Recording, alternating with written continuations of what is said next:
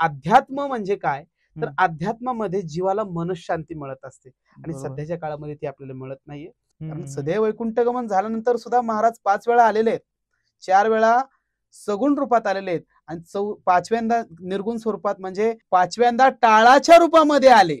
रामेश्वर भट्टांनी सांगितलं हे टाळ नव्हे प्रत्यक्ष दर्शन तुकायाचे, म्हणजे टाळाच्या रूपामध्ये आपल्या चिखली गावामध्ये 5व्यांदा तुकाराम महाराज आले. तुमच्या समस्येवर, प्रत्येक समस्येवर गाथ्यामध्ये तुकोबारायांनी प्रत्येक समस्येवरती त्या ठिकाणी तुमच्या प्रश्नाचं उत्तर त्या ठिकाणी लिहिलेलं आहे. समयासी सादर व्हावे, देव ठेविल तैसे राहावे, कोणे दिवशी बसून हत्तीवरी, कोणे दिवशी पालकी सुभेदार, कोणे दिवशी पायाचा चाकर चालून जावे, समयाशी सादर व्हावे.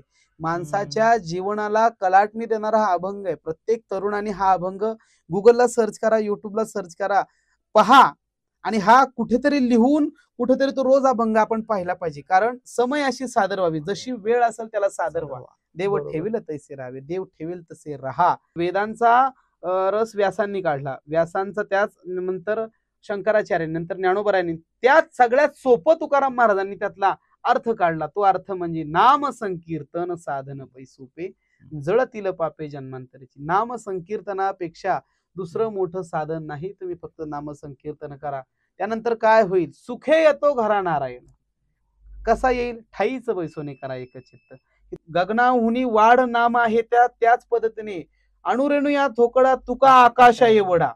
तुकोबराय आकाश एवढे. तुकोबरायांच्या बद्दल सांगायला गेलं तर कल्प जातील, पण तुकोबराय आपण सांगू शकत नाही असे असणारे तुकोबराय. आम्ही जातो तुम्ही कृपा असू द्यावी, सकळा सांगावी विनंती माझी, वाढ वेळ झाला उभा पांडुरंग, वैकुंठ श्रृंग बोलावी. खूप वेळ झाला देव माझी वाट पाहतो. देव कधी दशमीला आलेले हो, पण हे सगळं करायच्या आधी तुकोबराने आधी निरोप पाठवला होता, तुम्ही संताधिक संत म्हणविता कृपावंत. निरोप पाठवला होता, देवा तुम्ही या म्हणून. कीर्तन म्हणजे उद्धाराचं साधन आहे. कीर्तन म्हणजे माणसाचं जीवनाला त्या ठिकाणी कलाटणी मिळण्याचं साधन आहे. कीर्तन म्हणजे वाट चुकलेला त्या ठिकाणी वाट दाखवण्याचं काम कीर्तन करत असतं आणि कीर्तनातून त्या ठिकाणी भगवत प्राप्ती होत असते. हा कीर्तनाचा मुख्य उद्देश आहे. कीर्तनकार म्हणजे संतांच्या दारातला कुत्रा, कारण संत द्वारी कुत्रा झालो, हे संतांचे अभंग आहे. संतांचा निरोप द्यायचा आहे, निरोप देण्याचं काम कीर्तनकाराचं आहे.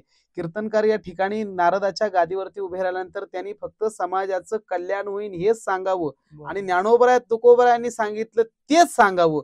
त्याचं वैयक्तिक मत त्या ठिकाणी मांडू नये, ही कीर्तनाची मर्यादा आहे.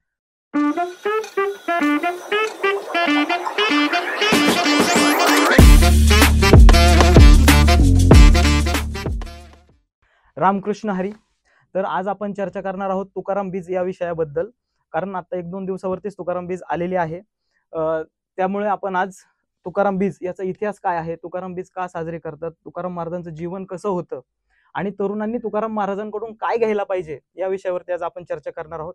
आणि या विषयावरती चर्चा करण्यासाठी आज आपल्या सोबत आहेत देव आळंदीच्या मध्ये असलेलं श्री क्षेत्र टाळगाव चिखली येथील रहिवासी हरिभक्त पारायण कुणाल महाराज जाधव. महाराज रामकृष्ण हरी. रामकृष्ण हरी. तर आज महाराजांसोबत आज चर्चा करणार आहोत. चला तर मग सुरुवात करूयात. महाराज, सुरुवात करताना मला एक विशेष असं वाटतं की आजकालची तरुण पिढी बघितली तर ती वारकरी संप्रदायाकडे जास्त वळत नाहीये, पण तुम्ही आज तुमची करिअरची सुरुवातच वारकरी संप्रदायापासून केलेली आहे. तर वारकरी संप्रदायाची आवड कशी निर्माण झाली आणि हा प्रवास कसा सुरू केला तुम्ही? पवित्र ते कुळ पावन तो देश, जेथे हरीची दास जन्म घेती.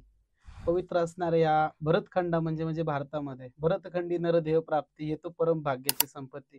आपण इतके भाग्यवान आहे की आपण भारत देशामध्ये आपला जन्म झाला आणि भारतामध्ये असून परत महाराष्ट्रामध्ये साधू संतांच्या भूमीमध्ये आपला जन्म झाला आणि त्याच्यात अजून दुधात साखर असं म्हणण्यात अर्थ म्हणजे आपण वेगळं हे करू शकत नाही. देहू आणि आळंदीच्या मध्ये तुकोबराय आणि ज्ञानोबरायाच्या पवित्र आणि या ठिकाणी वास्तव्याने आणि स्थानाने या ठिकाणी पवित्र झालेल्या भूमीमध्ये जन्म मिळणं ही भाग्याची माझ्यासाठी एक पर्वणी आहे. आणि त्याचबरोबर सगळ्यात महत्वाचा विषय की करिअर म्हणून मी अध्यात्मामध्ये आलो नाही. सगळ्यात म्हणजे अध्यात्म हा माणसाच्या जीवनामध्ये मनशांतीकडे घेऊन जाणारा एक मार्ग आहे. सगळ्यात म्हणजे महत्वाची गोष्ट अशी आहे की या धकाधकीच्या जीवनामध्ये सध्याला एक कलियुग आहे आपण रोडला जरी पाहतो, सकाळी आपण जर 8-9च्या सुमारास जर पाहिलं तर प्रचंड गाड्या भरधाव वेगाने सगळे लोक कुठेतरी जात असतात. का? काहीतरी त्यांच्या मागे काम आहे, जात असतात. आणि परत संध्याकाळच्या वेळेस आपण 6-6:30ला पाहतो, परत त्याच वेगाने परत घरी येत असतात. ही झाली ही त्यांच्या उपजीविकेसाठी प्रत्येक जण धावपळ करत असतो. प्रत्येक जण या माणसाचा जन्म आपल्याला म्हटलं, आपल्याला अन्न, वस्त्र, निवारा आहे 3 गोष्टी गरजेच्या आहेत आणि याच्याकरता प्रत्येक जण धावत असतो, पळत असतो. पण सगळ्यात महत्वाचं अध्यात्म म्हणजे काय, तर अध्यात्मामध्ये जीवाला मनशांती मिळत असते आणि सध्याच्या काळामध्ये ती आपल्याला मिळत नाहीये. आणि करिअरचं म्हणाल तर करिअर म्हणून मी याच्याकडे कधी पाहिले नाही. कारण तुकाराम महाराज एका अभंगामध्ये सरळ सांगून जातात की जन्माचे ते मूळ पाहिले शोधून दुःखाशी कारण जन्म घ्यावा. तुकाराम महाराज म्हणतात, माझ्या जन्माचं मी ज्यावेळेस मूळ शोधलं त्यावेळेस जन्माचं मुळाचं कारण मला सापडलं की दुःखच आहे. आणि प्रत्येकाच्या आयुष्यामध्ये दुःख आहे. आज प्रत्येकाकडं प्रत्येक गोष्ट आपल्याकडे उपलब्ध आहे. आपल्याकडे 4 चाकी फिरायला गाडी आहे, छानपैकी राहायला घर आहे, आपल्याला छानपैकी बँक बॅलन्स आहे, सगळ्या गोष्टी उत्तम आपल्याकडे आहेत. खाणं पिणं सगळे अगदी पूर्वीच्या काळापेक्षा आत्ताच्या काळामध्ये सुकाळ आहे. एवढं असून सुद्धा माणसं सुखी नाही. बरोबर. आणि हेच कारण महाराजांनी जाणलं आणि महाराज म्हणतात दुःखाशी कारण जन्म घ्यावा. आणि ह्या दुःखातून निवृत्त होण्याकरता तुकाराम महाराजांनी हा परमार्थ आपल्याला सांगितला, म्हणून हा मार्ग मी निवडला. कारण मनशांती जर जीवाला मिळाली तर जीव कुठल्याही क्षेत्रात असू दे, अगदी तो औद्योगिक क्षेत्रात असू दे, आध्यात्मिक क्षेत्रात असू दे, कला क्षेत्रात असू दे, वैद्यकीय कुठलंही क्षेत्र घ्या, त्या कुठल्याही क्षेत्रामध्ये तो पारंगत होत असतो. त्यामुळे करिअर म्हणून नाही, पण एक मनशांती म्हणून आपल्या जीवाला या ठिकाणी समाधान मिळतंय ना, आपल्या जीवनाचं सार्थक होण्याकरता अध्यात्मामध्ये या ठिकाणी मी पदार्पण केलं. आणि थोडासा इतिहास सांगायचा झाला तर आमच्या घरामध्ये आमचे आजोबा हे पारमार्थिक होते. आणि सगळ्यात प्रथम देहू आळंदीच्या मधोमध अगदी देहू आळंदीच्या रस्त्याला आमचं घर होतं, म्हणजे अजूनही आहे त्या ठिकाणी. आणि नेहमी देहू आळंदीला कायमपूर्वी महिना वारकरी चालायची. महिना वारकरी म्हणजे रोज म्हणलं तरी रस्त्याला वारकरी असायची पूर्वी काळी.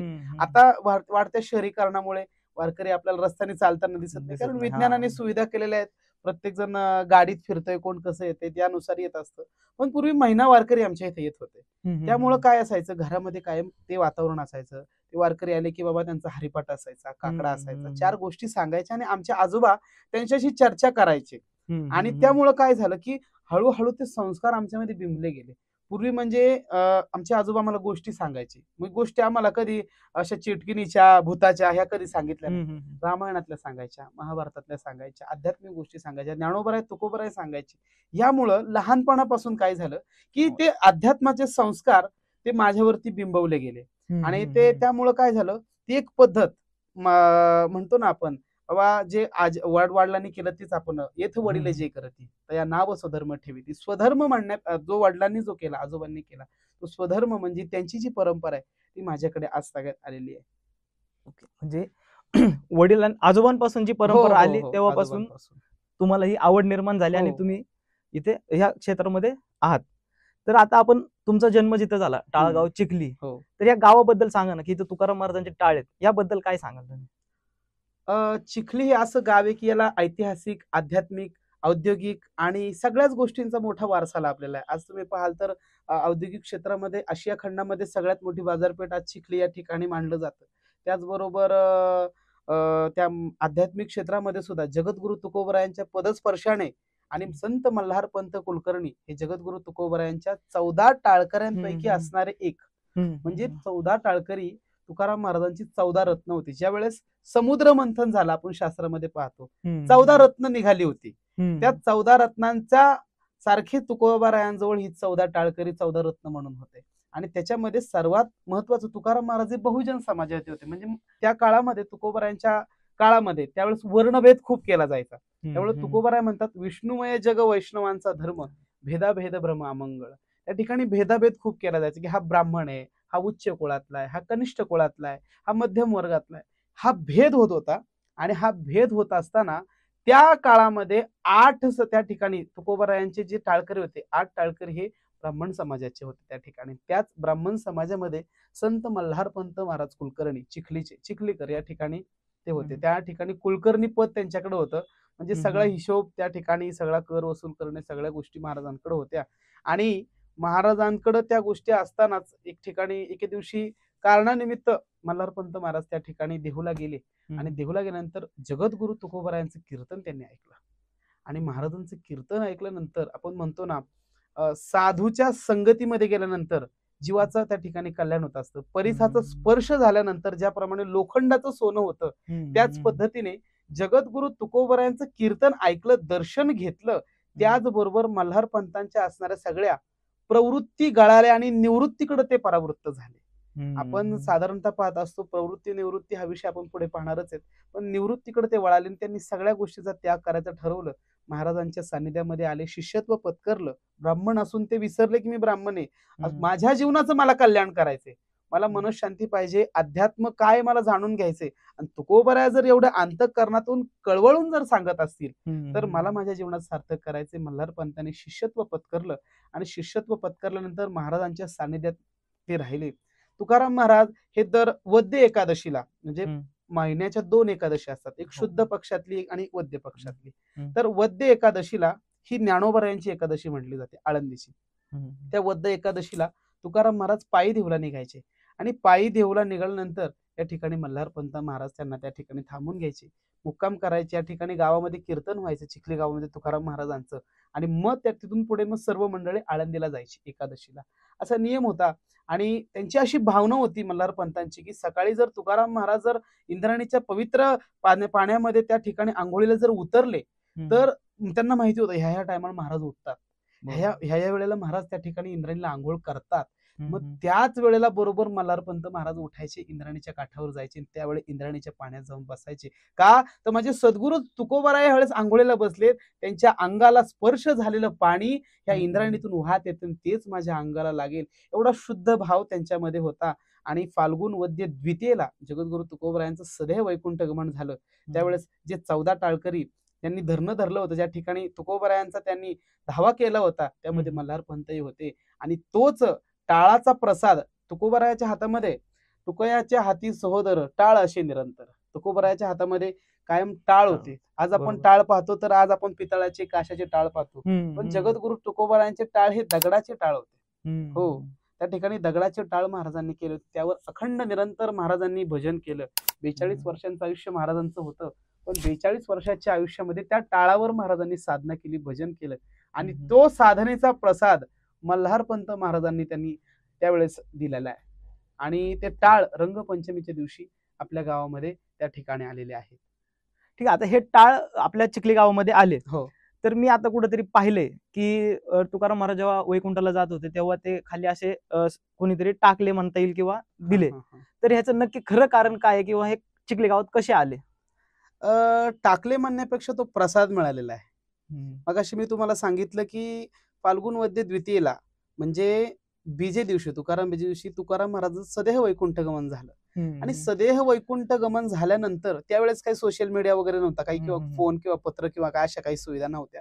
त्यावेळेस देहू गावामध्ये जेवढी मंडळी होती, महाराजांच्या सोबत त्यांचे 14 मुख्य शिष्य होते, 14 मुख्य शिष्य, त्यांचे 14 टाळकरी होते आणि काही शिष्य मंडळी, भक्त मंडळी, वारकरी, निष्ठावंत वारकरी महाराजांच्या सोबत त्यावेळेस होते. आणि त्याचबरोबर मल्हारपंत महाराजही त्यांच्या सोबत होते. आणि महाराज ज्यावेळेस सदैव वैकुंठाला गेले, सगळ्यांना दुःख झालं आणि दुःख झाल्यानंतर सगळी मंडळी शोकात बुडाली, कारण त्यांचे असणारे सद्गुरू त्यांना दिसेनासे झाले. आणि सगळ्यात महत्वाचा विषय की फाल्गुन वद्य द्वितीयेला तुकाराम बीजेला तुकाराम महाराज सदैव वैकुंठाला गेले देहू मधून, बरोबर. त्या ठिकाणी देहूतून त्यांचं सदैव वैकुंठ गमन झाल्यानंतर ही सर्व मंडळींनी धरलं, सगळी मंडळी बसून राहिली, कारण महाराज कुडी सहित गुप्त झाला तुका, कारण महाराज शरीरासहित गुप्त झाले. त्यावेळेस काहींनी ते विमान पाहिलं, काहींनी पाहिलं नाही, काहींचे डोळे दिपले, पण तुकोबराय गुप्त झाले निश्चित आहे, सदैव गुप्त झाले, देहासहित गुप्त झाले.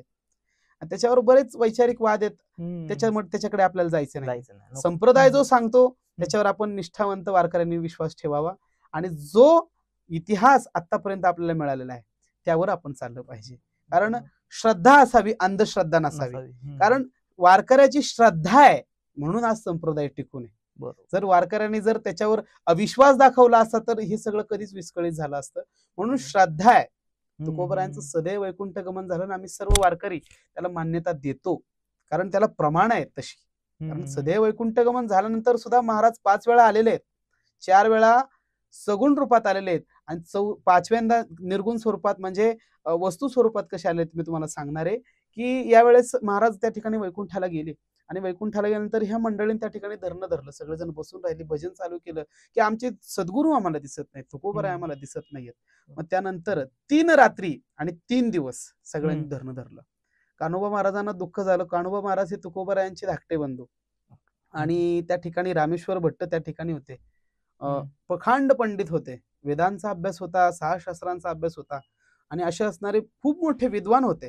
रामेश्वर भट्ट खूप मोठे विद्वान होते, सगळेजण त्यांना मानत होते आणि त्यांनी तुकोबरायचं त्या ठिकाणी दास्यत्व पत्करलं होतं, शिष्यत्व पत्करलं होतं, तेही त्यावेळेस त्या ठिकाणी होते आणि सर्वजण त्या ठिकाणी बसले, भजन चालू केलं आणि तुकाराम महाराज कुठल्या जरी दिशेने येतील, कुठून तरी काहीतरी कुठं गेले याचा नियम नाही. तुकोबराय म्हणत होते मी वैकुंठाला जाणार आहे, पण ते वैकुंठालाच गेले का कुठं गुप्त झाले का कुठं, त्यांना आशा होती की महाराज येतील. या आशेवरती ते धरणं धरलं, भजन करायला लागले. 3 रात्र 3 दिवस त्या ठिकाणी काढलं. पण फाल्गुन वद्य रंगपंचमीच्या दिवशी ब्रह्ममुहूर्तावरती तुकोबारायांच्या जवळ अखंड निरंतर असणारे टाळ गोधडी त्यावेळेस आकाश मार्गातून त्या ठिकाणी खाली आली आणि खाली आल्यानंतर त्यांची निश्चिती झाली की आता तुकोबाराया फाल्गुन वद्य द्वितीयेशी सद्गुरू झाले वैकुंठवासी.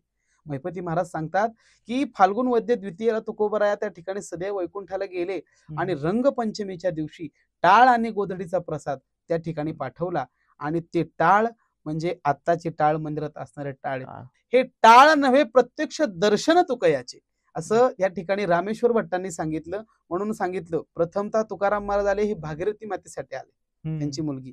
दुसऱ्यांदा आले हे सुदुमऱ्याचे संताजी महाराज जगनाडे तेली समाजाचे त्यांच्यासाठी आले. तिसऱ्यांदा महाराज आले गवर शेटवाणी यांच्यासाठी महाराज आले. चौथ्यांदा आले पिंपळनेरचे निळोबराया त्यांच्यासाठी आले आणि 5व्यांदा टाळाच्या रूपामध्ये आले. रामेश्वर भट्टांनी सांगितलं हे टाळ नव्हे प्रत्यक्ष दर्शन तुकयाचे, म्हणजे टाळाच्या रूपामध्ये आपल्या चिखली गावामध्ये 5व्यांदा तुकाराम महाराज आले. असे 5 वेळा आले. असे असणारे टाळ आज आपल्या गावामध्ये 375 वर्षापूर्वी आलेले टाळ अजून सुद्धा सुस्थितीमध्ये आहे आणि त्याची सेवा आजही नित्य नेमाने भाविक भक्त या ठिकाणी करत आहे. खूप मोठा असा ऐतिहासिक वारसा या टाळगाव चिखलीला खरंच आहे. आता आपण तुकाराम महाराजांच्या गाथेकडे येऊयात की तुकाराम महाराजांची जी गाथा आहे ती आजकाल तरुणांनी वाचली पाहिजे का आणि कशामुळे, त्याच्यातून काय घेण्यासारखं आहे तरुणांना? तुकाराम महाराजांच्या गाथेला पंचमवेद म्हटलं जातं. आपल्या हिंदू धर्मामध्ये सर्वश्रेष्ठ वेदांना म्हटलं गेलेलं आहे. वेद आपल्या सर्वांमध्ये श्रेष्ठ आहेत. हिंदू धर्मामध्ये जे आपले धर्मग्रंथ म्हणतो आपण, जे म्हणतो शास्त्र, वेद, या वेदांना सर्वप्रथम मान्यता दिली आहे. कारण वेदांवरती सगळ्या सृष्टीची उत्पत्ती झाली आपण म्हणतो. सगळे या ठिकाणी वेदांनी आपल्याला सगळ्या आचार विचार घालून दिलेले आहेत. हे वेद आहेत. ह्या वेदांचा अभ्यास, भगवंतांनी वेद निर्माण केले, ह्या वेदांच्यातून काहीतरी सार काढायचंय, काहीतरी भक्तिरस काढायचा आहे. बाबा ठीक आहे, वेदांनी बऱ्याचशा गोष्टी आपल्याला सांगितलेल्या आहेत, पण ह्या सर्वसामान्य माणसाला ते कळत नाही ना. सर्वसामान्य माणसापर्यंत त्या गोष्टी कळत नाहीत. मग ते काय करायचं? मग त्यावेळेस भगवान वेदव्यासांनी वेदांवरती चिंतन केलं, अमृत मंथन केलं, त्यातलं सार काढलं वेदव्यासांनी वेदांचं. त्याच्यानंतर वेदव्यासांनी नंतर सार काढल्यानंतर आदिशंकराचार्यांनी वेदांचं अवलोकन केलं, त्याचं सार काढलं. ठीक आहे, व्यासांनी काढलं, शंकराचार्यांनी काढलं, त्याच्यानंतर जे सार आहे ते काढलं माऊली महावैष्णव ज्ञानोबराय आणि त्याचं रूपांतर ज्ञानेश्वरीमध्ये झालं की भक्ती मार्ग कसा करावा, जीवन कसं जगावं, माणसाने कशा पद्धतीने सद्विचारी सद्गुणी असावं हे त्यावेळेस सांगण्यात आलं. आणि परत ते सार माऊलींनी काढलं. त्याही पेक्षा माऊलींच्याही पेक्षा सोप्या भाषेमध्ये, नवे नवे माऊलींच्याच भाषेत जगद्गुरु तुकोबरायांनी याचं अवलोकन केलं. त्यानंतर महाराज म्हणतात वेदांचा जो अर्थ आम्हासीच ठावा, इरांनी व्हावा भार माथा. म्हणजे खरा वेदांचा अर्थ तो आम्हाला कळाला आणि तोच अर्थ महाराजांनी गाथ्यामध्ये प्रतिपादित केला. म्हणून तरुणांना माझं सांगणे, गाथा म्हणून वाचू नका. आध्यात्मिक पुस्तके आपल्या घरामध्ये भरपूर ग्रंथ असतात. भगवद्गीता असते, कुठं काय असतं, कुठं काय असतं, आपण फक्त पाया पडतो का तर देवाचं काहीतरी आहे म्हणून.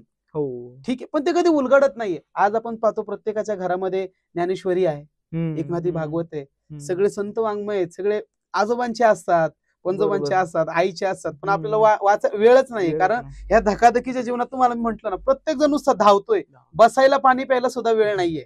आलं लक्षामध्ये? एवढं धावतं जीवन माणसाचं झालेलं आहे आणि त्याच्यामध्ये एवढं वाचायचं, परत हे सगळं आध्यात्मिक आणि सगळ्यात महत्वाचं अध्यात्माकडं कल कमी झालेला आहे.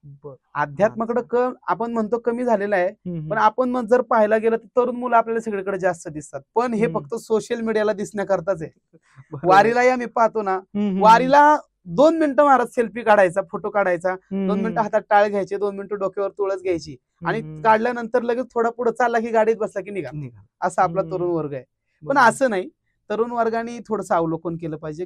आध्यात्मिक पुस्तक म्हणून नका पाहू, आध्यात्मिक ग्रंथ म्हणून पाहू नका. माझ्या जीवनाचं मला कल्याण करायचे आणि तुमच्या समस्येवर, प्रत्येक समस्येवर गाथ्यामध्ये तुकोबारायांनी प्रत्येक समस्येवरती त्या ठिकाणी तुमच्या प्रश्नाचं उत्तर त्या ठिकाणी लिहिलेलं आहे. कारण तुकोबारायचं तुमचं आमचं जीवन वेगळं नाहीये, आपल्याही पेक्षा खडतर जीवन तुकाराम महाराजांचं होतं. तुकाराम महाराजांचं जीवन आपल्याही पेक्षा खडतर होतं. मला सांगा ना, आज सगळ्या सोयी सुविधांनी आपण सुलभ संपन्न आहोत, सगळ्या गोष्टी आपल्याकडे आहेत, कुठली गोष्ट आपल्याकडे नाही म्हणेन ते सगळ्या गोष्टी. त्या काळामध्ये महाराजांकडे अक्षरशः अन्न करायची वेळ आली होती, पण एवढं होऊन सुद्धा महाराजांनी पराकुटीचा परमार्थ गाठला. आज आपण पाहतो तरुणांचं आत्महत्येचं प्रमाण वाढले, कारण वैचारिक जी पातळी आहे ती खालवली गेली, पूर्णतः वैचारिक जी पातळी ती खालवली गेली. आणि त्यामुळं काय होतंय की चांगले विचार करणं हे आताच्या तरुण पिढीला कळत नाहीये का, तर काहीतरी मागे त्यांना बॅकग्राऊंड नाहीये, त्यांना काय म्हणजे काय मन मोकळं करायला जागा नाहीये. सगळ्यात महत्वाचं बरं, समस्येवर त्यांना काहीतरी निरसन मिळत नाही, मग काय तर आत्महत्या. आत्महत्या केलं म्हणजे त्या ठिकाणी आत्महत्या करण्याला शास्त्रामध्ये त्याला इहलोकी परलोकी गती प्राप्त होत नाही, तो त्या ठिकाणी पिशाच्य योनीला जात असतो, हे शास्त्र सांगत असतं. हे शास्त्राच्या आधारे मी तुम्हाला सांगत असतो.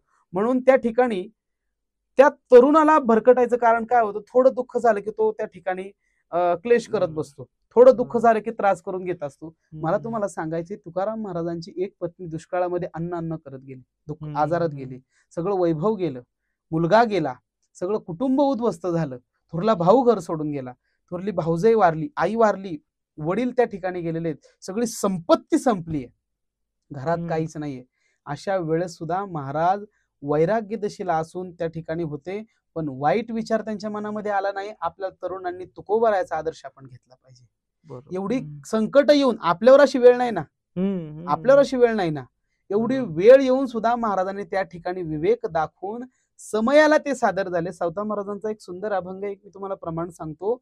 समयाशी सादर व्हावे देव ठेविल तैसे राहावे, समयाशी सादर व्हावे देव ठेविल तैसे राहावे, कोणे दिवशी बसून हत्तीवरी, कोणे दिवशी पालकी सुभेदार, कोणे दिवशी पायाचा चाकर चालून जावे, समयाशी सादर व्हावे. माणसाच्या जीवनाला कलाटणी देणारा हा अभंग आहे. प्रत्येक तरुणाने हा अभंग गुगलला सर्च करा, युट्यूबला सर्च करा, पहा आणि हा कुठेतरी लिहून कुठेतरी तो रोज अभंग आपण पाहिला पाहिजे. कारण समयाशी सादर व्हावी, जशी वेळ असेल त्याला सादर व्हा, देव ठेविल तैसे राहावे, देव ठेविल तसे राहा. कारण दिवस बदलत असतात, प्रत्येक गोष्ट सुखानंतर दुःख आहे, दुःखानंतर परत सुख आहे. ज्याप्रमाणे सकाळी सूर्योदय होतोय, संध्याकाळी सूर्यास्त होतोय, परत दुसऱ्या दिवशी सूर्योदय होतोयच ना.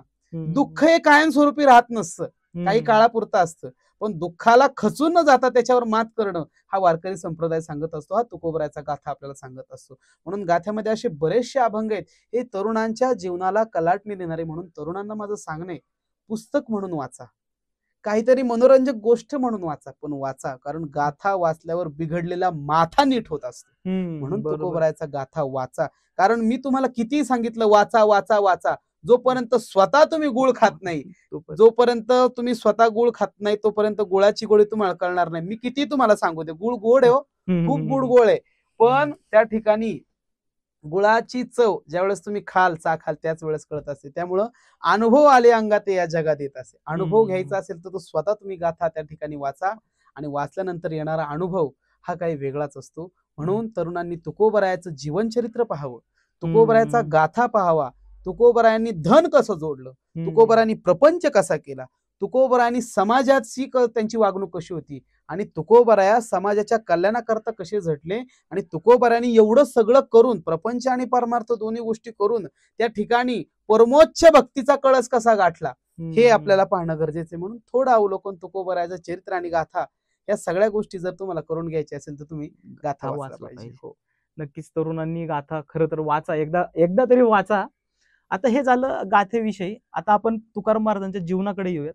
आता बरेच तुकाराम महाराजांच्या जीवनावरती किंवा मोठ्या पुरुषांच्या वरती मूवीज येतात. हो हो. मग तुकाराम महाराजांच्या जीवनावरती आधारित खूप सारे मूवीज आलेले आहेत.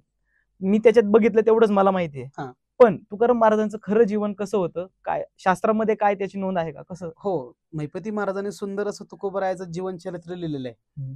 त्या जीवनचरित्रामध्ये भरपूर प्रसंग तुकाराम महाराजांचे सांगितलेले आहेत, पण आपल्याला थोडके प्रसंग पाहिजेत. त्या ठिकाणी वसंत पंचमीला तुकाराम महाराजांचा जन्म झालेला आहे. अगदी सावकार कुळामध्ये जन्म झालेला आहे. गडगंज श्रीमंती तुकोबरायाच्या घरी. पण तुकाराम महाराजांच्या 8 पिढ्या आधी, 8वी पिढी तुकोबरायाची, त्याच्या आधी 7 पिढ्या हे विठ्ठल भक्ती करत होते. कारण तुकाराम महाराजांच्या घराण्याचे मूळ पुरुष विश्वंभर बाबा हे पंढरीचे वारकरी होते. पंढरीचे वारकरी होते आणि त्यांच्या भक्तीवरती प्रसन्न होऊन पांडुरंगाने त्या ठिकाणी त्यांना दृष्टांत दिला होता की तुझ्या भक्तीवर मी प्रसन्न आहे, तू आता इकडे देहुला या ठिकाणी पंढरपूरला येऊ नको, मी रुक्मिणी सहित तुझ्या इथे येऊन राहील म्हणून. आणि त्या दृष्टांतानुसार देहूच्या ठिकाणी असणारी आमराई आहे, त्या आमराईमध्ये ज्यावेळेस उत्खनन करण्यात आलं, खोदण्यात आलं, त्यावेळेस आज आपण जी देहूला स्वयंमूर्ती विठ्ठल रुक्मिणीची पाहतो ती त्या काळातली म्हणजे तुकाराम महाराजांच्या 7 पिढ्या आधीची ती मूर्ती आहे. आणि ती मूर्ती त्या ठिकाणी सापडली आणि त्या मूर्तीची उपासना विश्वंभर बाबांनंतर पुढच्या 7 पिढ्या अगदी तुकाराम महाराजांचे वडील बोलोबा यांच्यापर्यंत ती सेवा घडली. म्हणून ही त्या ठिकाणी जुनाट हे माझी सेवा, जुनाट आहे माझी सेवा तुकोबराय म्हणतात. कारण वंश परंपरा दास मी अंकित, माझ्या वंशामध्येच तुकोबराय म्हणतात. या ठिकाणी भगवंताची पूजा सेवा अर्चना पंढरीची वारी मला आली म्हणून तुकोबरायला परमार्थाचा वारसा मिळाला. त्याचबरोबर तुकाराम महाराज चरित्र पाहत असताना तुकाराम महाराजांची घरी सावकारकी होती, महाजनकी होती, त्यावेळेस लोकांना कर्ज देणं या गोष्टी त्यावेळेस होत होत्या. आणि त्याचबरोबर व्यापार करणं. अगदी वयाच्या 13व्या वर्षी तुकोबरायचं लग्न झालं आणि वयाच्या 13व्या वर्षी लग्न झाल्यानंतर तुकोबरायांची 2 लग्न झाली. पहिली पत्नी आहे तिचं नाव आहे रुक्मिणी आणि दुसरी पत्नी आहे तिचं नाव जिजाबाई. जिजाबाई ही पुण्यातल्या आप्पा गोळवे सावकारांची कन्या. आणि 2 विवाह झाले महाराजांचे. त्यानंतर महाराज व्यापार करायचे, मिरच्या आणायच्या, काही वस्तू आणायच्या, इकडनं घ्यायच्या तिकडे विकायच्या, कमी किमतीमध्ये मिळायच्या, त्या पुढे थोड्या 2 रुपये इकडे इकडे विकायच्या, असा व्यापारही महाराज करायचे. घरी सगळी श्रीमंती सगळ्या गोष्टी होत्या. पण कालांतराने दुष्काळ पडला आणि दुष्काळामध्ये सगळ्या काही गोष्टी गेल्या. आता ह्याही वेळेमध्ये देव बऱ्याच वेळा त्यांना देव मदत करत होते. प्रत्येक गोष्टीमध्ये त्यांच्या लक्षात येत होतं की मला देव मदत करतोय, कुठेतरी देव मदत करतोय, मग आपण एवढं याच्यामध्ये गुंतून राहण्यामध्ये त्रास नाहीये. आणि एक सुंदर असा प्रसंग आहे, अगदी गमतीदार प्रसंग आहे की तुकाराम महाराजांच्या घरी म्हैस होती. म्हशीचा प्रसंग आहे. म्हैस होती, दुधासाठी होती आणि ती आईसाहेबांच्या माहेरची होती, म्हणजे जिजाबाईंच्या माहेरून आलेली म्हैस होती. का तर बाबा दूध पाणी थोडं निघलं त्याच्यावरती बाबा उपजीविका होईल म्हणून. ती म्हैस एकदा रात्री चोरांनी चोरली. महिपती महाराज म्हणतात ती म्हैस चोरली आणि चोरल्यानंतर त्या काय होतं, चोरली आणि चोर घेऊन चालले. आणि चोर घेऊन चालल्यानंतर तुकाराम महाराज त्या ठिकाणी कीर्तनामध्ये दंग, पांडुरंगाच्या मंदिरामध्ये तुकाराम महाराज कीर्तनामध्ये दंग होते, अगदी दंग होते. त्यांना देहभान विसरून जायचे महाराज. आणि प्रसंग असा होता की चोरांनी म्हैस चोरली हे देवाला लक्षात आलं. देवाच्या लक्षात आल्यानंतर भगवंताने त्या ठिकाणी अकराळ विक्राळ रूप घेतलं. अकराळ विक्राळ अगदी असा विचित्र रूपामध्ये देवाने, अगदी असं राक्षसी रूप म्हटलं तरी चालेल, अशा रूपामध्ये त्या ठिकाणी तुकाराम महाराजांच्या म्हशीचं रक्षण करण्याकरता देव तिथं प्रकट झाले. भले मोठे अगदी 50-60 फूट अशी उंच देवाची त्या ठिकाणी उंची होते, प्रकट झाले आणि त्या चोरांपुढे उभे राहिले. आणि चोरांपुढे उभे राहिले की हातामध्ये मोठा त्या ठिकाणी मोठा दंड घेतला. आणि त्या चोरांनी पाहिल्यानंतर असं अगदी पाहिलं, म्हटले हा एवढा मोठा राक्षस कोण आहे म्हटले हा. तर त्यावेळेस म्हटले की ज्याची म्हैसांनी ती परत नेऊन द्या. चोरांनी दुसरा रस्ता घेतला, परत देव त्या ठिकाणी पुढे उभे राहिले. असं करता करता त्या चोरांनी इतकं पळवलं, म्हणले जर का म्हैस तुम्ही बांधली नाहीत तर म्हणले आज ह्या दांडक्याने तुमचा कार्यक्रमच मी करणार, म्हणले तुमचा आज वधच करणार. आणि असा गमतीदार तो प्रसंग आहे. आणि मग त्या चोरांनी अक्षरशः ती म्हैस परत त्या दावणीला आणून बांधली आणि तरी सुद्धा तो त्यांच्या मागे लागला मारायला. तरी सुद्धा तो त्यांच्या मागे धावत होता. मग लक्षात आलं की आपण साधूची म्हैस चोरली. तुकोबराय कोणी सामान्य नाहीयेत, जगद्गुरु तुका अवतार नामयाचा. तुकोबराय सामान्य नाहीयेत त्या ठिकाणी. आणि तुकोबरायांची म्हैस दावणीला बांधून परत ते 2 चोर मंदिरात गेले आणि तुकोबरायला शरण गेले. म्हणले महाराज आमचं चुकलं, आम्हाला माफ करा, आम्ही तुमची म्हैस चोरली, म्हैस चोरली आम्ही तुमची. बरं मग ठीक आहे, चोरली मग काय झालं, नेली. तुकोबरायांचं वैराग्य इतकं होतं, म्हणली चोरली तर मग परत तुम्ही इथं कशाला आले. म्हणले आम्ही चोरली पण असा असा प्रसंग झाला, खूप मोठा माणूस आमच्या मागे आम्हाला मारायला धावतोय. बरं म्हणलं ठीक आहे. तुकाराम महाराजांनी समोर असणाऱ्या भगवंताच्या मूर्तीकडे पाहिलं. मूर्तीकडे पाहिल्यानंतर लक्षात आलं की मूर्ती इथे आहे, पण मूर्तीतलं चैतन्य कुठेतरी नाहीसं झालेलं आहे. मग लक्षात आलं की हा सगळा देवाचा प्रताप आहे. मग आमची म्हैस राखण्याकरता जर देव एवढे कष्ट करत असेल तर मग काय राहते या प्रपंचामध्ये. मग त्या ठिकाणी त्या चोरांना थांबवलं. तुकाराम महाराजांच्या त्या कीर्तनास तिथे त्या ठिकाणी तो भला मोठा दैत्य स्वरूपातला माणूस आला आणि तुकाराम महाराजांनी त्याला सांगितलं, देवा हे अकराळ विकराळ रूप सोडा आणि तुमच्या मूळ रूपात मूर्तीमध्ये परत तुमचं तेज त्या ठिकाणी मला दिसलं पाहिजे. म्हणजे संतांच्या देव अंकित होते. म्हणजे एवढं तुकाराम महाराजांना प्रपंचामध्ये देव सहकार्य करत होते. इव्हन असं त्यात लिहिलंय की म्हशीला झालेल्या गोचिड सुद्धा देवानी काढलेलं आहे. म्हणजे एवढं देवानी त्या ठिकाणी सहकार्य केलेलं आहे संतांना. आणि एवढं सहकार्य करत असताना तुकाराम महाराजांनी सगळ्या गोष्टी करत असताना तुकाराम महाराजांना गावामध्ये भजन करायला थोडा त्रास व्हायचा. कारण घरात आईसाहेब बडबड करायच्या किंवा थोडं संसारात लक्ष घाला, संसारात लक्ष घाला, गावातली लोक थोडी त्रास द्यायची. मग महाराज एकांतासाठी भंडारा डोंगर, भामगिरी पठार म्हणजे भामचंद्र डोंगर, घोरडेश्वराचा डोंगर या 3 पर्वतावरती महाराज त्या ठिकाणी वास्तव्याला जायचे, साधना करायचे, चिंतन करायचे. आणि त्याच अशाच अवस्थेमध्ये एकदा भामगिरीच्या पर्वतावर तुकोबाराय ज्यावेळेस गेले आणि भामगिरीच्या पर्वतावर गेले, तिथं गुफा आहेत अजूनही, तुम्ही जर गेल्या त्या गुफेमधून महाराज बसून तपश्चर्या करायचे, चिंतन करायचे भगवंताचं. आणि त्याच भामगिरीच्या पठारावरती 15 दिवसा माझी साक्षात्कार झाला, विठोबा भेटला निराकार. त्या ठिकाणी भगवंतांनी त्यांना साक्षात्कार दिला आणि साक्षात्कार दिल्यानंतर भंडारा पर्वतावरती जायचे, घोडवडीवर जायचे. तिथून आल्यानंतर दुष्काळ होता, दुष्काळ सरला. दुष्काळ सरल्यानंतर त्यांच्या असं लक्षात आलं की आपल्याकडं आपल्या वडिलांनी बऱ्याच लोकांना काय दिलेलं आहे, बाबा कर्ज दिलेलं आहे, ती गहाण खतं आपल्याकडे आहेत. कान्होबारायांना बोलून घेतलं. कान्होबा म्हणजे त्यांचे धाकटे भाऊ, बोलून घेतलं. म्हणले, कान्हा आपण परमार्थिक माणसे म्हणले, आपण लोकांचं आता आपण काही ठेवायचं नाही म्हणले, हे सगळं आता काय करायचं, पाण्यामध्ये विसर्जन करायचं. कान्होबाला तुकोबरायाचा अधिकार माहिती होता की तुका सर्वश्रेष्ठ प्रिय आम्हा थोर काजी अवतार नाम याचा. तुकोबाराया हे श्रेष्ठ आहेत हे त्यांना माहिती होतं. तुकाराम महाराज हे संत हे माहिती होतं. पण तुम्ही बुडवता हे चुकीचं आहे. कारण कसं आहे, आपला उदरनिर्वाह कसं होणार. त्यावेळेस कान्होबाला म्हणले, माझ्या वाटणीचं मी बुडवतो, तुझं तुला तसं राहू. महाराजांनी सगळ्या कर्जाच्या वह्या पाण्यामध्ये बुडवल्या आणि त्यावेळेस खरा महाराजांनी त्यावेळेस असणाऱ्या सगळ्या सावकारकीचा, सगळ्या व्यापाराचा, सगळ्या लौकिकाचा त्या ठिकाणी त्याग केला. तिथून पुढे महाराज खऱ्या अर्थी परमार्थाला लागले.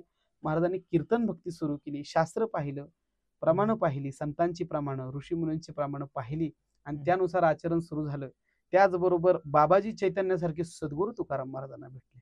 म्हणून सद्गुरू सारिका असता पाठीराखा इतरांचा लेखा कोण करी. तुकोबराया जरी प्रत्यक्ष नारायणाचा अवतार जरी असले तरी संतांच्या संगतीमध्ये जे सुख आहे ना, कारण ज्या सुखाकारणे देव वेडावला वैकुंठ सोडून संत सदेन राहिला, जे सुख संतांच्या सानिध्यात येते देवाजवळ सुद्धा सुख नाहीये. म्हणून बाबाजी चैतन्यासारखे सद्गुरू त्यांना भेटले. माघ शुद्ध दशमी पाहुणे गुरुवार केला अंगीकार तुका म्हणे. त्या दिवशी माघ शुद्ध दशमीला तुकाराम महाराजांना अनुग्रह झाला आणि अनुग्रह झाल्यानंतर तिथून पुढे तुकोबरायांचा खरा जीवन प्रवास सुरू झाला. महाराजांनी भक्ती मार्गाची त्या ठिकाणी मेख रोवली, एक बीज लावलं आणि बीज लावल्यानंतर महाराजांनी त्यांच्या कीर्तनातून समाज प्रबोधन केलं, लोकांना जाग केलं. कारण त्या काळामध्ये असं होतं की भक्तिस्तोम माजलं होतं, कर्मकांडाचं इतकं भक्तिस्तोम माजत होतं. लोक अडाणी, माहिती नाही कुठल्या गोष्टीची, हे करा नाही तर असं होईल, ते करा नाही तर तसं होईल. लोकांनी त्या ठिकाणी असणाऱ्या मंबाजीबो असेल, सालोमालो असतील, अशी बरीच लोक होती, लोकांना वेठीस धरलं होतं. अगदी असं करा म्हणजे लोकांच्या डोक्यावरती, म्हणजे आपण म्हणतो ना मानसिकरित्या त्या ठिकाणी लोक, तुम्ही म्हणाल तसंच. पण महाराजांनी हे सगळं मोडून काढलं. कारण तुकोबारायांनी वेद अभ्यासलेले आहेत. तुकाराम महाराज सामान्य नाही, म्हणून तुकाराम महाराज म्हणतात वेदांचा जो अर्थ आंबाची जठावा. मग महाराज तुम्ही एवढं सगळा अभ्यास केला, या सगळ्याचा रस तुम्ही काढला.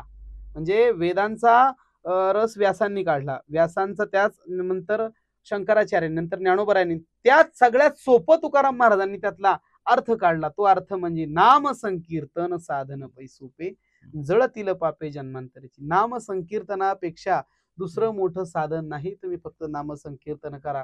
त्यानंतर काय होईल, सुखे येतो घरा नारायण. कसा येईल, ठाईच बैसोने करा एकचित्त. की तुकाराम महाराजांनी अर्थ काढलाय वेदाचा आणि असा सांगितला एवढा सोपा. जर एवढा सोपा जर अर्थ सांगितला तर त्या काळात असणाऱ्या धर्म मार्तंडांना हे कसं रुजू होईल. म्हणून त्या काळामध्ये तुकोबारायांची जी हस्तलिखित अभंग गाथा होती, ती कर्मकांड करणाऱ्या लोकांनी रामेश्वर शास्त्रींना बोलवलं आणि ती गाथा पाण्यामध्ये बुडवायला लावली. पण तुकोबारायांची जरी गाथा बुडवली, महाराजांनी धरलं अनुष्ठान त्या ठिकाणी केलं आणि अनुष्ठान केल्यानंतर 13 दिवसामध्ये त्या वह्या ज्या आहेत त्या तरल्या. जळी दगडासहित वह्या तारियल्या जैशा लाह्या. जशा पाण्यामध्ये लाह्या टाकल्यावर त्या तरंगतात, त्याच पद्धतीने जगद्गुरु तुकोबारायांची असणारी अभंग गाथा ही तरली. इंद्रायणी मातेने तिच्या कुशीमध्ये जपून ठेवली. अक्षर ना अक्षर कोरडं निघालं. हा चमत्कार त्यावेळेस देहूकरांनी पाहिला. असंख्य जीवनामध्ये तुकोबारायांचे संकट आले, पण महाराज हटले नाहीत. कारण रणी निगता शूर न पाहे माघारी. शूरासारखं जीवन आपलं असलं पाहिजे. ज्याप्रमाणे शूर रणांगणावर निघत असताना मागे पाहत नाही, त्याप्रमाणे परमार्थ करणाऱ्या प्रपंच करणाऱ्या माणसांनी मागं पाहायचं नाही, खचायचं नाही, हे तुकोबाराय त्यांच्या अभंगातून आपल्याला सांगत असतात. आणि सगळ्या गोष्टी करत असताना महाराजांनी त्या ठिकाणी लोकांमध्ये समाज प्रबोधनाचं कार्य केलं, अंधश्रद्धे निर्मूलनाचं काम केलं. आणि सगळ्यात महत्वाचं, छत्रपती शिवाजी महाराजांच्या मावळ्यांना मार्गदर्शन केलं. बाबा तुम्ही जा, सैन्यामध्ये भरती व्हा, देशासाठी कार्य करा, धर्मासाठी कार्य करा, नामसंकीर्तन करायला विसरू नका. तुकोबारायांचं आणि एवढं तुकाराम महाराजांनी शिवाजी महाराजांना सहकार्य केलं. छत्रपती शिवाजी महाराजांनी नजराना पाठवला होता तुकोबारायांना, भरपूर प्रमाणात सोनं नाणं हत्ती घोडे सगळं त्या ठिकाणी पाठवलं. पण तुकोबारायांनी तुमचे वेर वित्त धन ते मृत्यू केस, आम्हाला ते माती मोलाचं आहे, आम्हाला ते काही कामाचं नाही, हे सगळं पाठवून द्या. आम्हाला काय आवडतं? कंठी मिरवाव्या तुळशी, व्रत करा एकादशी. आम्हाला काय आवडतं? जी माणसं व्रत एकादशीचं करतात, कंठामध्ये तुळशीची माळ घालतात आणि भगवंताचं नामस्मरण करतात, ती लोक आम्हाला आवडतात. प्रत्यक्ष छत्रपती शिवाजी महाराजांनी सुद्धा तुकोबारायचं त्या ठिकाणी दास्यत्व शिष्यत्व पत्करलं आणि महाराजांच्या मार्गदर्शनाखाली स्वराज्याची त्या ठिकाणी मुहूर्तमेढ रोवली. महाराजांच्या मार्गदर्शनाखाली त्या ठिकाणी स्वराज्य महाराजांनी चालवलं. प्रचंड निष्ठा छत्रपती शिवाजी महाराजांचे तुकोबारायांवर होती. अशा पद्धतीने तुकोबारायांचं जीवन अजून आपण जर पाहिलं, असंख्य अडचणी, पण अडचणीमध्ये सत्य संकल्पाचा दाता नारायण भगवान परमात्मा वेळोवेळी तुकोबारायला त्या ठिकाणी मदत करत होते. आणि फाल्गुन वद्य द्वितीयेला त्या ठिकाणी फाल्गुन वद्य शालिवाहन शके 1571, शालिवाहन शके, इसवी सन नाही, शालिवाहन शके, कारण इसवी सन ही इंग्रजी कालगणना आहे. आपल्या हिंदू धर्म संस्कृतीनुसार शालिवाहन राजांनी शक चालू केलेलं आहे आणि त्याच्यामध्ये इसवी सन हे ख्रिस्तपूर्व आहे, ख्रिश्चन लोकांचं हे. पण आपल्या ह्याच्यामध्ये हिंदू धर्मामध्ये हिंदू पंचांगानुसार आपण जी तिथी काढतो, जी तिथी काढतो, ती तिथी ही पंचांगानुसार शालिवाहन शकानुसार निघते. समजा आज एखादा सण आहे, तो पंचांगाने निघतो. आता सध्याला शालिवाहन शक कुठलं चाललंय एखाद्या माणसाला विचारत सांगणार नाही. 2025 चाललंय आम्हाला माहिती, पण शालिवाहन शक किती आहे हे माहिती नाही. मग शालिवाहन शके 1571 फाल्गुन वद्य द्वितीया, फाल्गुन वद्य द्वितीयेला वार सोमवार या दिवशी दुपारी 12-12:30च्या सुमारास, 12-12:30-1च्या सुमारास म्हणजे माध्यान्ह वेळेला, त्यावेळेस तुकोबारायांनी कीर्तन चालू केलं. तुकोबाराचं चरित्र प्रचंड मोठं आहे.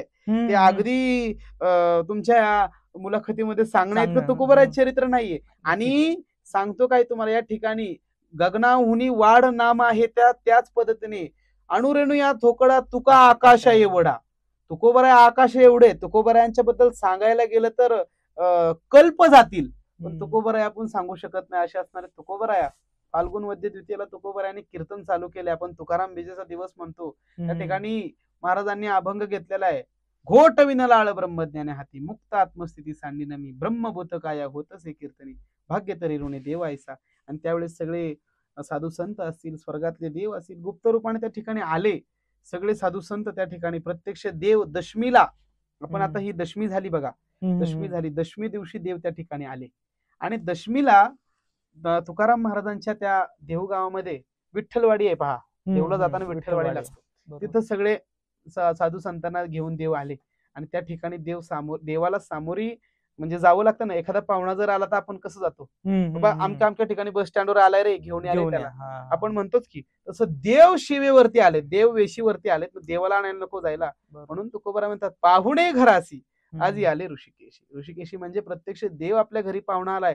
पण एवढं असताना तुकोबारायची परिस्थिती त्यावेळेस दुर्बळच होती. वैचारिक श्रीमंती तुकोबारायची मोठी, भक्तीची श्रीमंती मोठी. अगदी जगाचा मालक, लक्ष्मीचा पती असणारा तो सुद्धा तुकोबारायांच्या इथे दास्यत्व करतो. तुकोबारायाच्या पत्नीच्या पायात मोडलेला काटा थुक्याने चाटून काढत असतो. म्हणजे एवढा मोठा जगत पालक असणारा भगवान परमात्मा तो दास्यत्व तुकोबरायचं करतोय, याहीपेक्षा श्रीमंती काय असावी. म्हणून तुकोबराय म्हणतात, तिन्ही त्रिभुवनी आम्ही वैभवाचे धनी. तिन्ही त्रिभुवनी आम्ही वैभवाचे धनी. आमच्या एवढं वैभव कुणाकडेच नाहीये असं तुकोबराय सांगतात. आणि दशमी दिवशी देवाला सामोरी गेले, घरी आणलं, वाचत गाजत देव घरी आले. पण घरी आल्यानंतर बसायला आपण पाहुण्यांना म्हणतो सोफ्यावरती बसा, चटईवरती बसा, खाटेवर बसा. पण त्या ठिकाणी तुकोबरायांच्या घरी मोडकिया बाजा, पुरी वाकुळी अशी त्या ठिकाणी बाज सुद्धा आहे, पण ती मोडलेली आहे. त्याच्यावर देव बसले. बरं देव बसले, पाहुणे आल्यानंतर आपण काहीतरी चहा पाणी करतो, नाश्ता करतो, जेवण करतो, घरात अन्न नाही. मग काय करायचं? मग काय करायचं? आईसाहेबांना म्हणले काय करायचं? आईसाहेबांना म्हणले कण्या करा. त्यावेळेस कण्या शिजवायच्या. भला मोठा डेरा ठेवला, इंद्रायणीवरून पाणी आणण्यात आलं, त्या ठिकाणी डेऱ्यामध्ये कण्या घातल्या, शिजवल्या. कण्या शिजल्या आणि कण्या शिजल्यानंतर देवाला वाढल्या. आणि देवानी इतक्या त्या कण्या पातळ झाल्या होत्या, तुम्हाला सांगू, त्या अशा ताटामध्ये घरंगळायच्या, हातात घेतलं की त्या निसटायच्या, कारण सामुग्रीच नाही त्यात टाकायला. पण देवाने त्या दोन्ही हातामध्ये घेऊन त्या कण्या खाल्ल्या. 2 हाताने आवरण म्हणून देवाने चतुर्भुज धारण रूप केलं आणि 4 हाताने देवानी त्या कण्या खाल्ल्या. आजच्या तरुण पिढीला ही दंतकथा वाटत असेल, कारण आपण विज्ञानवादी लोक आहेत, लक्षात घ्या. पण मला तुम्हाला सांगायचंय, गुरु विना व्यर्थ विज्ञान न सापडे, ज्ञान ये चोखडे हिंडणे व्यर्थ. कारण अध्यात्मातूनच विज्ञानाची उत्पत्ती झालेली आहे, लक्षात घ्या. इथं राम झाले, इथं कृष्ण झाले, इथं साधू संत झाले. ही भूमी संतांची आणि देवाची. ह्या दंतकथा जरी तुम्ही म्हणत असलो, पण ज्याची श्रद्धा आहे त्याच्यासाठी तो भाव आहे, ज्याची श्रद्धा आहे त्याच्यासाठी हे खरं आहे. आणि जो मानणार नाही त्याचा विषय वेगळा आहे, नास्तिकांचा विषय वेगळा असतो. चतुर्भुज रूपामध्ये देवाने कण्या खाल्ल्या, देव तृप्त झाले.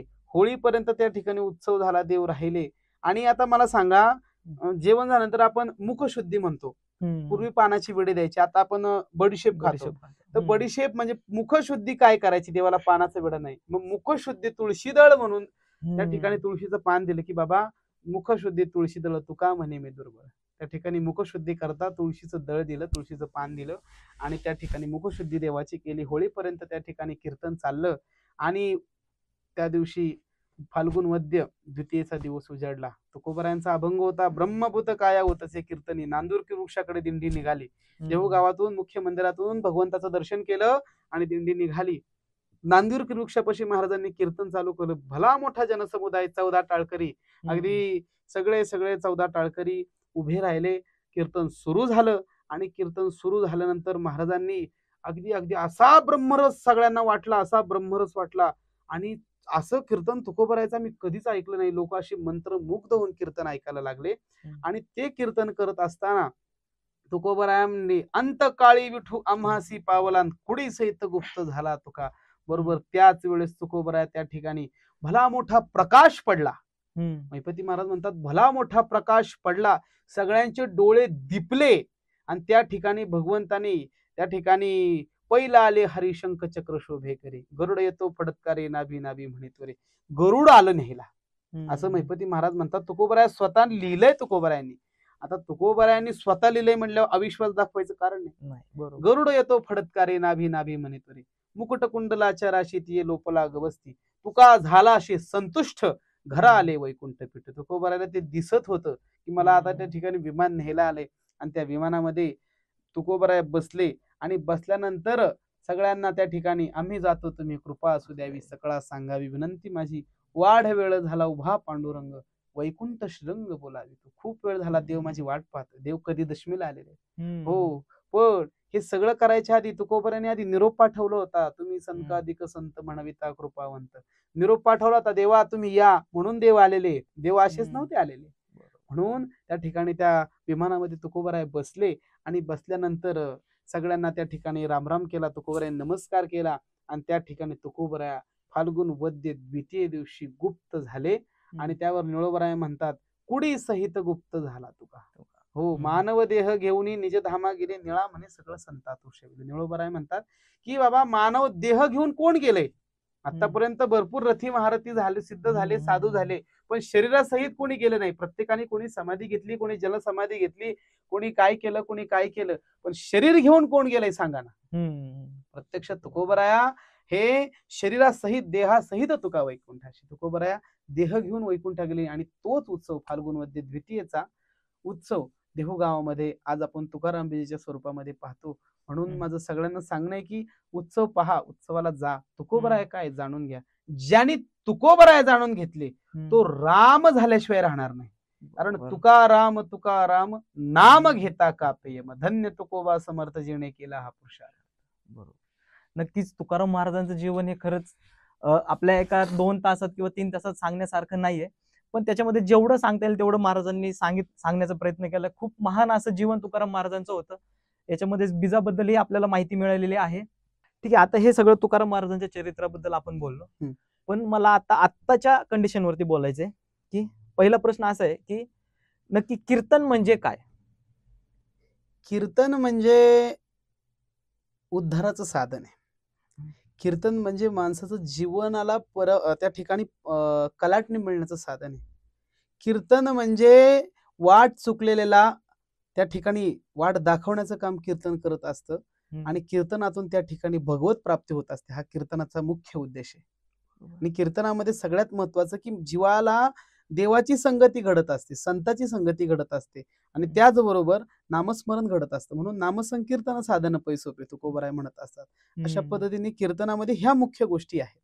ओके, म्हणजे कीर्तन म्हणजे आपण असं म्हणू शकतो की समाज प्रबोधन करण्यासाठी एक महत्वाचं समाज प्रबोधनही म्हणा तुम्ही, पण मुळात समाजाला प्रबोधन करत असताना समाज हा प्रबोधितच आहे. मुळात चांगलं वाईट कळतच असतं.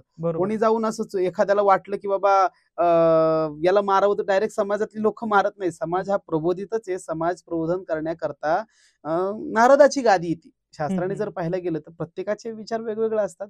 पण कीर्तनामध्ये ज्यावेळेस कीर्तनकार त्या ठिकाणी व्यासपीठावरती उभा राहत असतो, ती नारदाची गादी. त्या ठिकाणी फक्त वर्णावे ती थोरी एका विठ्ठलाची, कीर्ती मानवाची सांगू नये.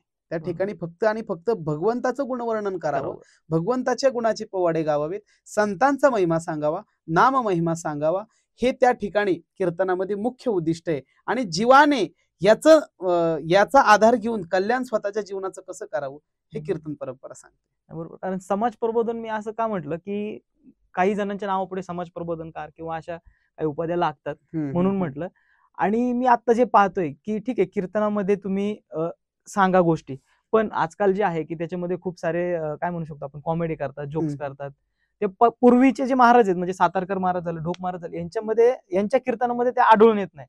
पण आजकालचे जे आहेत त्याच्यामध्ये खूप आढळून येतं, कारण ते फेमस होण्यासाठी. तर हे कितपत योग्य आहे, काय वाटतं तुम्हाला?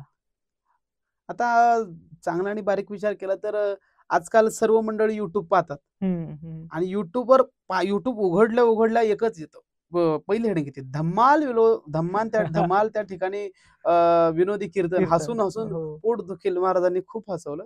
पण त्या ठिकाणी संतांचं प्रमाण आहे, आधीच जन उद्धट, गुह्य करू नका प्रगट, मोडतील भक्तीच्या त्या वाटा संत जन कोपतील. भक्तीच्या वाटा जर मोडल्या तर संत जन कोपल्याशिवाय राहत नाहीत, लक्षात घ्या. कारण या संप्रदायाने परंपरा सांगितल्यात, नियम सांगितले, मगाशीच सांगितले, भक्ती वैराग्याविषयी, भक्ती आणि वैराग्य सोडलं तर बाकीच्या गोष्टी त्या ठिकाणी कीर्तनात सांगितल्याच नाही गेल्या पाहिजे. आणि राहिला विषय हसण्याचा, तर हसण्यासाठी कीर्तन नाहीये.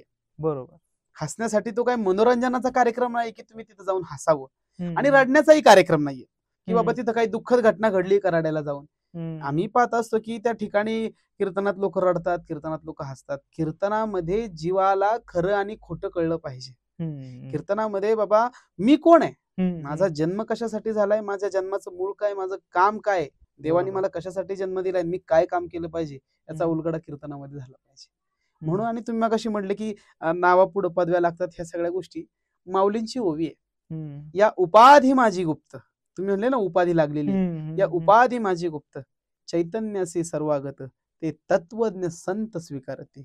या उपाधीत लोक गुंतली ना, जरी लोक गुंतली या उपाधीमध्ये, तरी जे मूळ तत्व आहे ते गुप्त आहे आणि ते संतांजवळच आहे. आणि जो संतांजवळ जातो त्यालाच ते तत्व मिळत असतं. म्हणून ह्या पदव्या जरी लावल्या तरी कीर्तनकाराला पदवी ह भ प हरिभक्त पारायण एवढीच. हरीची भक्ती करून लोकांपर्यंत त्याचं प्रचार प्रसार करणारा, एवढंच. कीर्तनकार म्हणजे संतांच्या दारातला कुत्रा, कारण संत द्वारी कुत्रा झालो, हे संतांचे अभंग आहे. संतांचा निरोप द्यायचा आहे. निरोप देण्याचं काम कीर्तनकाराचं आहे. कीर्तनकार या ठिकाणी नारदाच्या गादीवरती उभे राहिल्यानंतर त्यांनी फक्त समाजाचं कल्याण होईल हेच सांगावं आणि ज्ञानोबराय तुकोबरायांनी सांगितलं तेच सांगावं. त्याचं वैयक्तिक मत त्या ठिकाणी मांडू नये. ही कीर्तनाची मर्यादा आहे. बरोबर. नक्कीच कीर्तन जे आपण पाहतो आजकाल ती खूप कॉमेडी हे असतात, हे काही कामाचं नाही, पण जे महत्वाचं आहे ते कीर्तनातून घ्या. वारकरी संप्रदायाचं तुमच्या जीवनात महत्व किती आहे? वारकरी संप्रदायाचा जर विषय जर तुम्ही घेत असाल तर वारकरी संप्रदाय हा श्वास आहे. ज्या पद्धतीने माणूस श्वास घेतल्याशिवाय राहू शकत नाही, त्याच पद्धतीने वारकरी हा संप्रदायाशिवाय राहू शकत नाही. कारण निळा म्हणे संप्रदाय शुद्ध, उपजवी बोध गुरु शिष्या. संप्रदाय शुद्ध, वारकरी संप्रदाय शुद्ध संप्रदाय. कारण याच्यामध्ये कुठलाही भेदभाव नाही, कुठला उंच नीच भाव नाही, कोणाला मोठेपणा नाही, कोणाला छोटेपणा नाही, कसला लोभ नाही, हव्यास नाही. इथं फक्त या सगळ्यांनी एकत्र या आणि सगळ्यांनी एकत्र येऊन भागवत धर्माचा प्रचार प्रसार करा. ज्ञानोबराय तुकोबरायाच्या मार्गावरती चला आणि भगवंताचं नामस्मरण करा, चिंतन करा. हे वारकरी संप्रदायाचं मुख्य उद्दिष्ट आहे आणि हेच बाळकडू आम्हाला आमच्या सद्गुरूकडून संतांकडून प्राप्त झालं. त्याच्यामुळं त्याचं अवलोकन आणि अनुकरण आम्ही त्या ठिकाणी करत आहोत. पण वारकरी संप्रदाय माझ्या जीवनामध्ये मी तुम्हाला सांगितलं अगदी माझा श्वास असल्यासारखं वारकरी संप्रदायाचं माझ्या जीवनामध्ये महत्व आहे. कारण ज्या मगाशी सांगितलं जीवना वेगळी मासोळी तैसा तुका तळमळी, पाण्याशिवाय मासा राहू शकत नाही, तसं वारकरी संप्रदायाशिवाय वारकरी राहू शकत नाही. नक्कीच.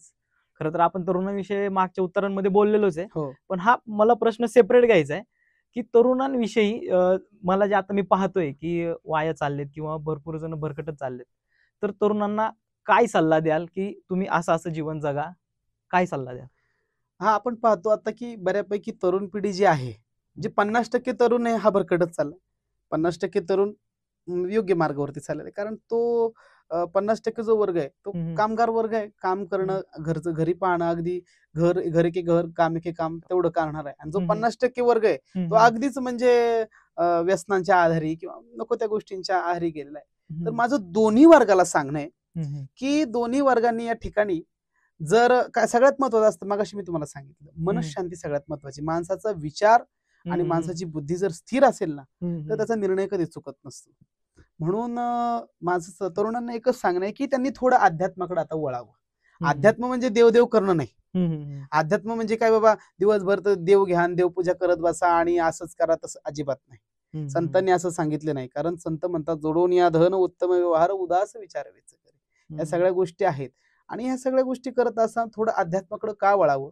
कारण अध्यात्माकडे आल्यावर तुम्ही जर ज्ञानोबराय तुकोबरायांचे जर विचार घेतले तर तुमच्या इथून पुढच्या येणाऱ्या जीवनामध्ये तुम्हाला जो तुमचा संघर्ष आहे, प्रत्येकाला संघर्ष आहे, संघर्ष करत असताना तुम्हाला ज्ञानोबराय तुकोबराय ताकद म्हणून तुमच्या सोबत उभे राहतील.